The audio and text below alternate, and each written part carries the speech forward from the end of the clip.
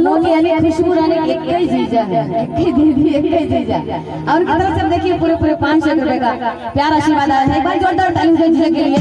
जीजा के लिए कहना है मंजू जी। देखिए थोड़ा सा पीछे वाले आप सबसे डिस्टर्ब है, ऐसे जैसे पहले बैठे हैं, अगर आप सभी बैठ जाएंगे तो बड़ा अच्छा लगेगा। बैठ जाइए प्लीज। बैठेंगे तो पीछे वाले डिस्टर्ब। मंजू ये बताओ ये पुरस्कार किसकी तरफ से है? जीजा जी की तरफ से। मैंने मोनू जीजा। अच्छा कहाँ है?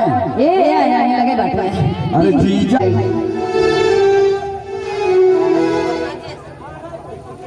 राजेश सरोज रायपुर दुल्हन साहिबा के भाई है। दुल्हन साहिबा के भाई जी की तरफ से 100 रुपए का प्यार आशीर्वाद, जो दुल्हन साहिबा के भाई हुए भी आशीर्वाद देने के लिए आए हैं। और उनकी तरफ से 100 रुपए का प्यार आशीर्वाद आया है। बहुत बहुत धन्यवाद।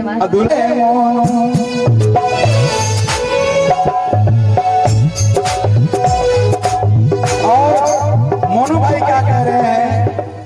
ए मोनिका उस दिन तोरी सखियां करेगी क्या बात रे।